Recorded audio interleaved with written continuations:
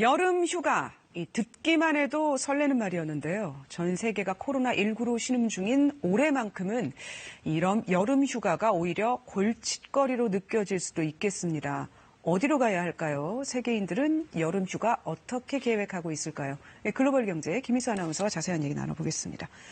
최근에 국내 한 취업 포털 사이트 조사 결과를 보니까 이 직장인 5명 중에 1명은 휴가 계획이 없다라고 대답을 했어요. 이맘때면 계획이 다 세워져 있고 벌써 가기 시작할 때인데 등 떠밀려서라도 갔죠. 네, 코로나19 때문이겠죠. 그렇습니다. 전 세계 코로나19 확진자가 이제 900만 명에 육박합니다.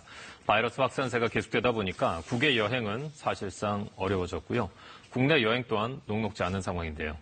전 세계들도 비슷한 고민을 안고 있습니다. 벨기에 수도 브뤼셀입니다. 연간 수백만 명이 찾는 이곳도 코로나19 사태를 피해가지 못했습니다. 지난달 브뤼셀 공항 이용객 수는 2만 2천여 명으로 지난해 대비 99% 감소했는데요. 그런데 일부 주민들은 오히려 반기는 분위기입니다. agréable, il y a aussi moins de monde puisqu'il y a moins de tourisme. Donc du coup, on peut bien profiter, bien regarder à notre aise. C'est bien aussi. 외신들은 코로나19로 집이나 집 근처에서 휴가를 즐기는 사람들이 늘고 있다고 전했는데요. 머물다는 뜻의 영어 스테이와 휴가를 뜻하는 베케이션의 합성어, 이른바 스테이케이션 현상입니다. 그러니까 이제 쉬운 말로 하면 집콕, 방콕 한다는 거잖아요. 그렇습니다.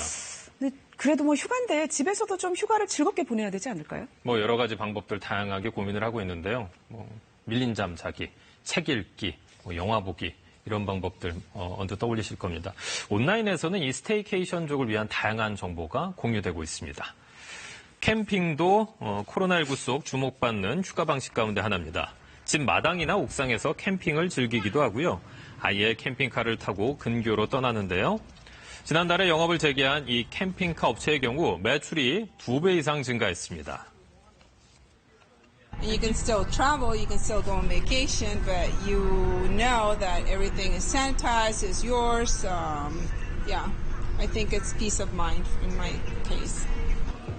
자전거 산업도 호황을 누리고 있습니다. 사람과의 접촉을 최소화할 수 있는 장점 때문에 근거리 여행을 하려는 사람들 사이에서 수요가 폭발하고 있습니다. 세계 경제 포럼이 지난달 내놓은 보고서를 보면 비접촉 여행이라는 것이 코로나19 이후에 사람들이 많이 하게 될 것이다 이렇게 전망을 했던데 좀 가급적 사람들을 안 만나는 그런 여행을 한다는 거죠. 그런데 그렇죠. 좀 이렇게 멀리 가서 만나고 싶은 욕구도 휴가 때가 되면 좀 있지 않나요? 그렇습니다. 오랜만에 정말 만나고 싶어하는 사람들 생길 수 있잖아요. 그리고 새로운 사람들, 좀 멀리 가서 낯선 사람들도 만나고 싶고요. 이야기도 좀 한번 해보고 싶고요. 네. 아예 그냥 하지 말라는 건 아니고요. 올여름에 이제 다른 나라나 혹은 다른 지역으로의 여행이 이제 금지되는 건 아닙니다. 아예 불가능한 건 아니고요. 지난주 월요일 유럽이 석 달간 닫아뒀던 빗장을 풀었습니다. 이탈리아, 프랑스 등 대부분 국가가 이미 EU 내부 국경을 열고 관광객을 받고 있는데요. 다음 달부터는 역외 관광객의 입국도 허용할 것으로 보입니다. 그리스의 경우 지난 15일부터 우리나라를 포함한 13개 비유럽 나라에 한해서 입국 시 자가 격리를 면제해주고 있습니다. 근데 좀 가도 될까요? 왜냐하면은 독일이라든지 유럽의 여러 국가에서 여전히 물류센터나 종교, 집단 이런 데서 감염이 나오고 있어서 좀 걱정스럽기도 한데요. 그렇습니다. 열기는 여는데 과연 갈 수 있을까 이런 생각도 들 거고 받고 있는 나라에서도 비슷한 생각을 할 것 같거든요. 그래서 일부 나라들 같은 경우에는 자국민은 물론이고요. 관광객의 안전을 보장할 수 있는 이른바 건강 여권 도입을 검토하고 있습니다. 이 건강 여권은 출발지 국가에서 받은 코로나19 검사 결과에서 음성 판정이 나온 일종의 증명서류를 말합니다. 이미 타이완이 음성 증명서를 소지한 외국 기업인에 한해서 격리 기간을 줄여주기로 했고요. 터키는 다음 달부터 음성 결과를 받은 관광객만 입국을 허용할 방침입니다.